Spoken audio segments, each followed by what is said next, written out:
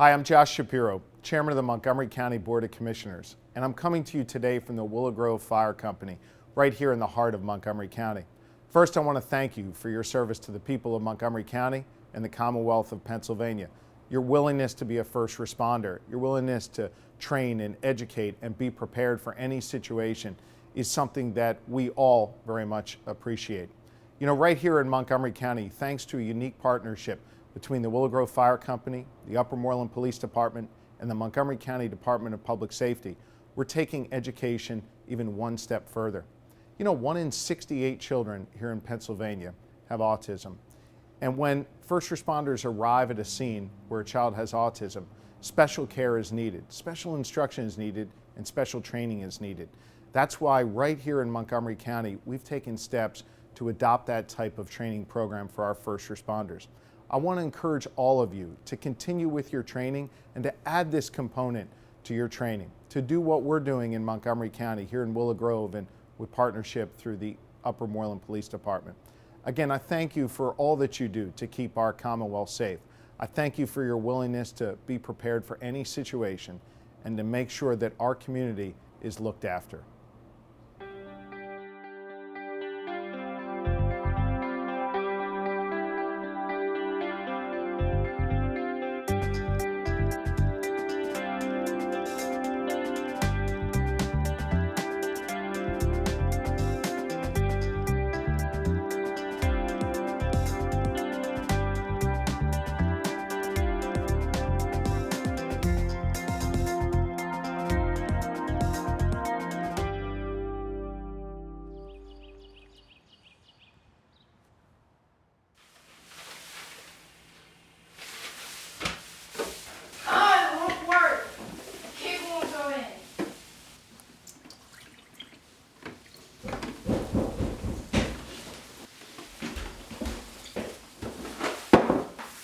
Think it broke. It's all your fault.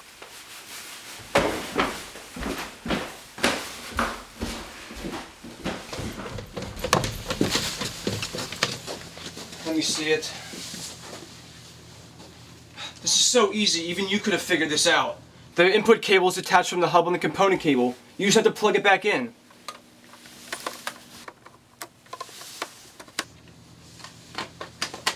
See?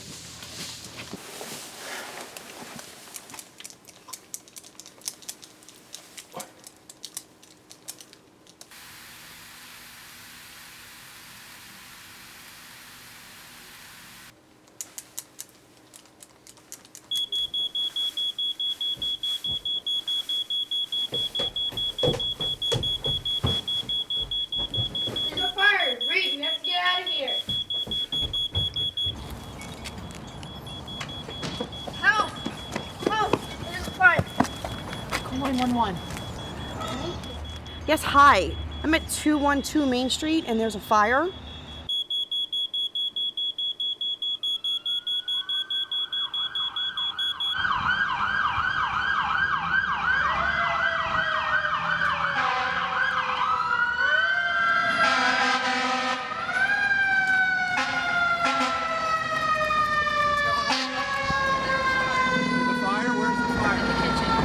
Is there anybody else in the house? Where is he? He's in the basement?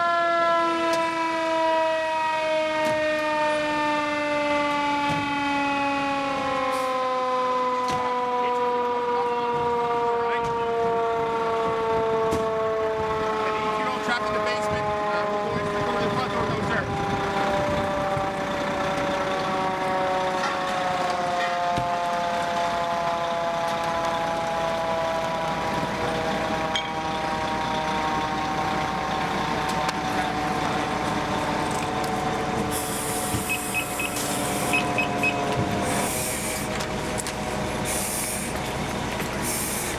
All right, you got the nozzle? Oh, here, hold on. We're on the front door, right down to the basement, all right? Last scene in the basement, okay?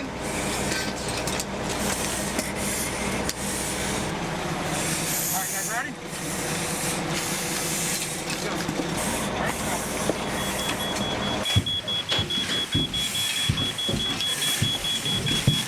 All right, fire's in the kitchen.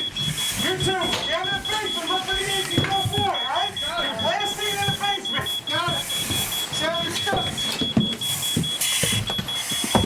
Up the bottom, we're gonna go to the right. All right. Fire department, anybody in here? I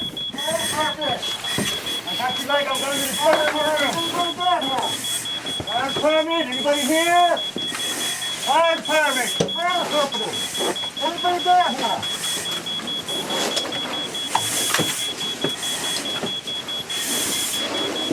Fire department, anybody in here? All right. Open it up, let's check it out.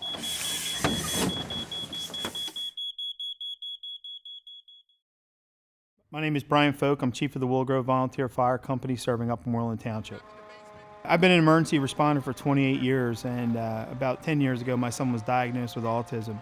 I really saw a need for that program, and I'm proud to say my son actually goes out and helps deliver the program now. The program I developed includes some of the basic characteristics of people on the spectrum disorder, really referencing that everyone's unique. There is no two same people with autism, that each person's going to react differently. I try to tie in not only the characteristics, but how it's relevant towards the police side, how it's relevant towards the fire side, and how it's relevant towards emergency medical services, because each of those interactions would be different.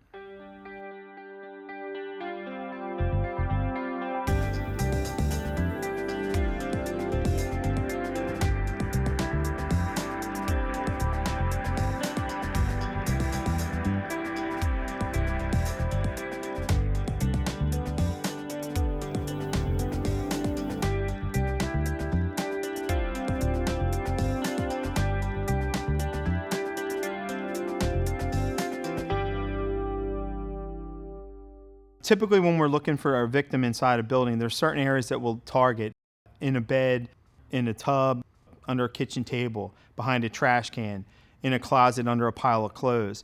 Someone on the spectrum may have an area that is where they'll go when they're overstimulated, scared, frightened, that might not be where we would normally look. It's going to be somewhere that they feel safe. We encourage people to take feedback from the caregivers or the family. They're going to be one of the best resources that you have as far as the safety and the care of that person.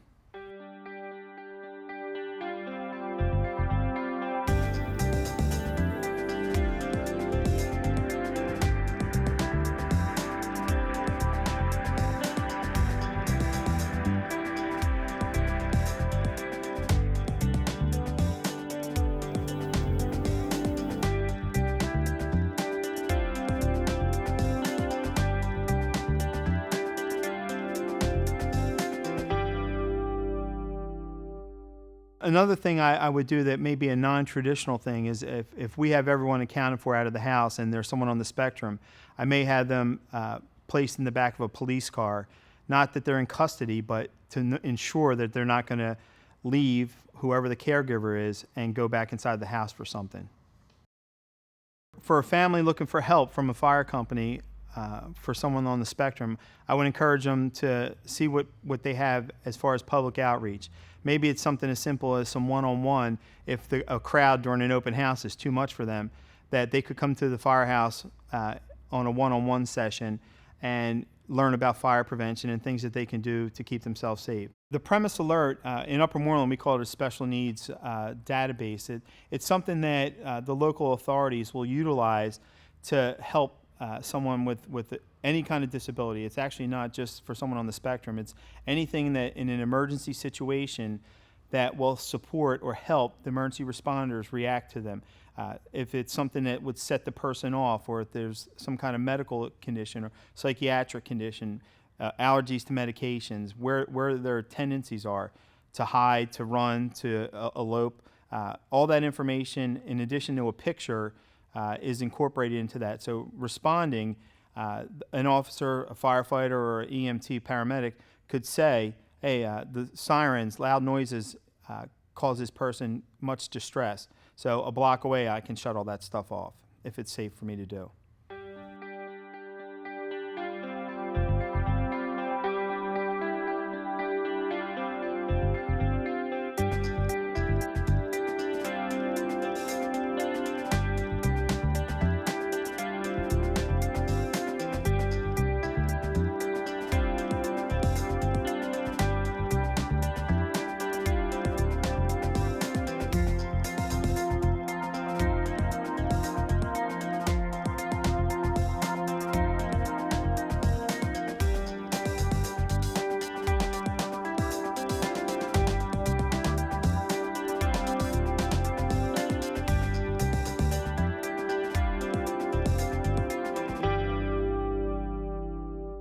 I think that my greatest fear for Tommy, if we were to ever have a house fire, is that he would not remember the most critical thing, which is to get out of the house.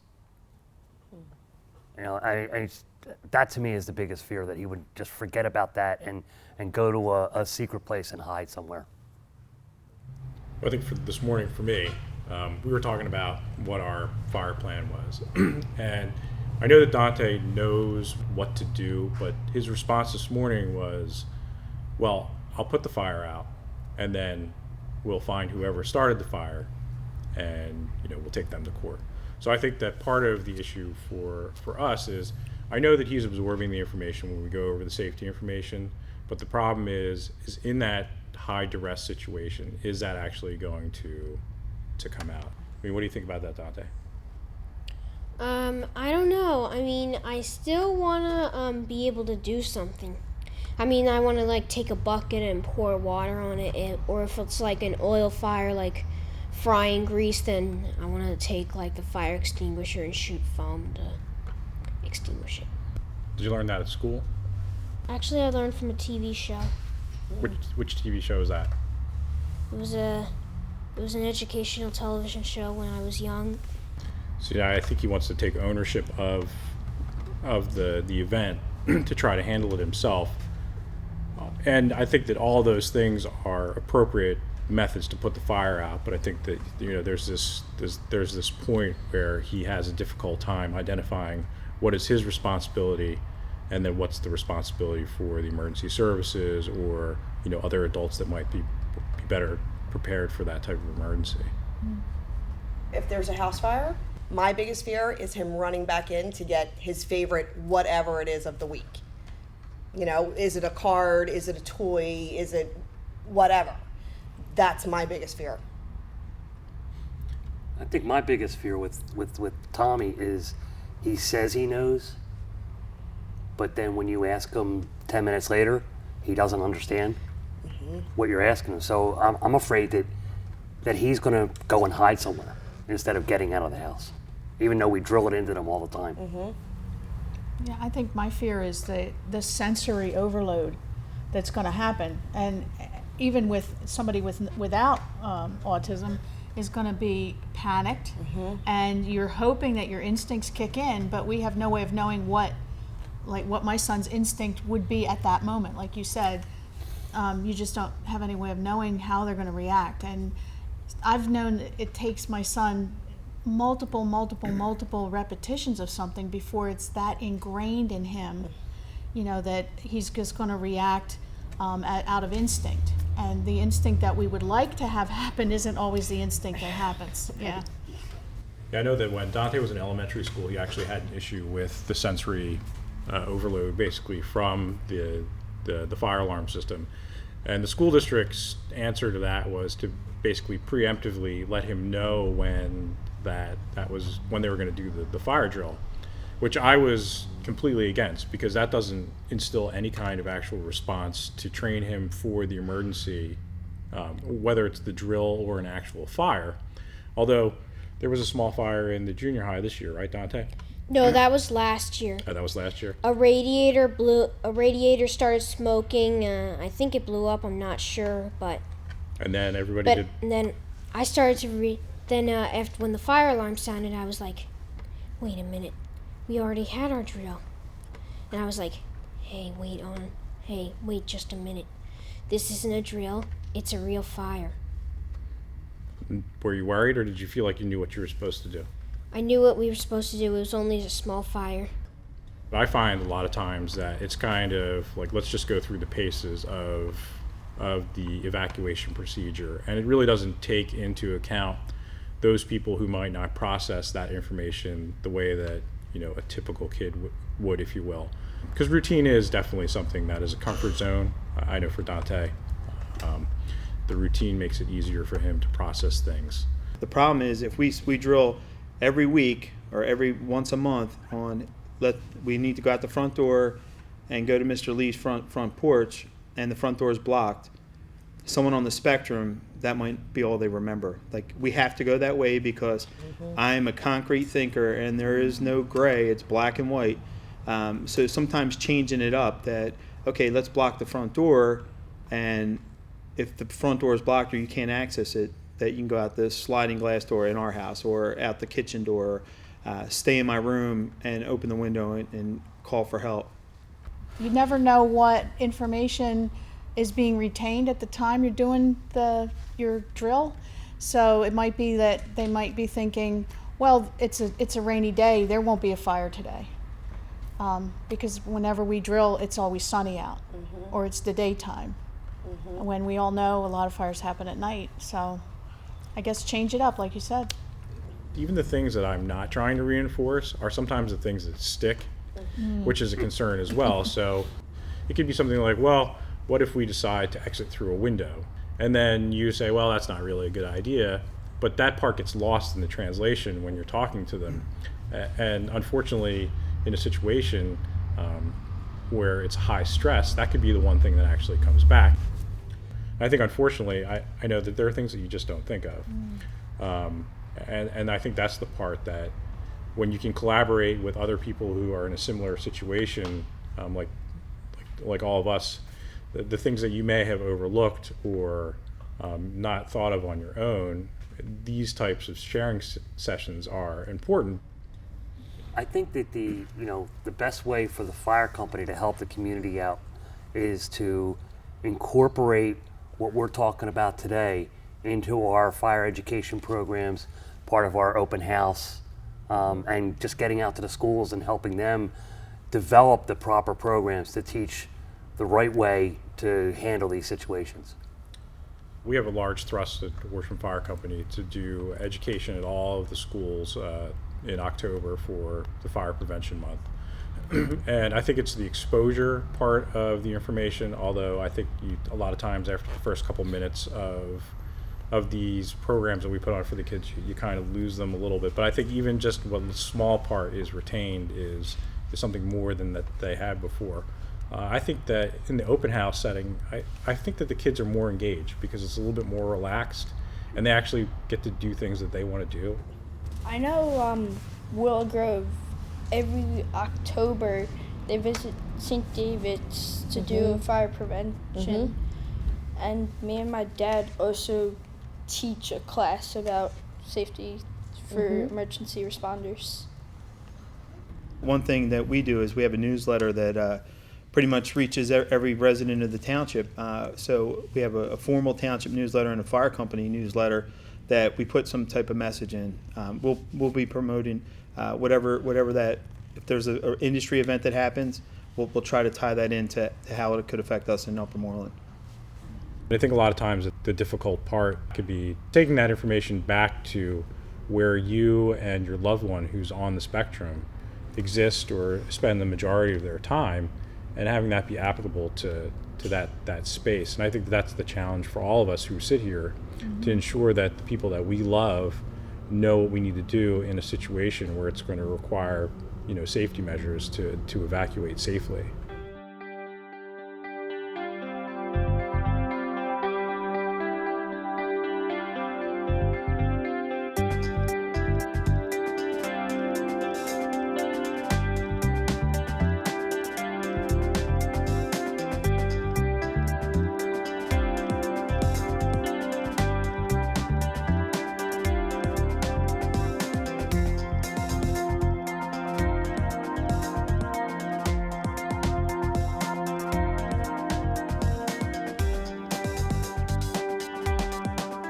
I feel emphatically that it's important that people get trained and get educated as far as how to deal with someone on the spectrum. When you look at 1 out of 68 children are now diagnosed with autism, as they get older through the adolescent, teenager, and then adult years, they're still going to be in your community. Somehow, personally or professionally, you're going to be involved with someone, and knowing how to react and work with them may save a life.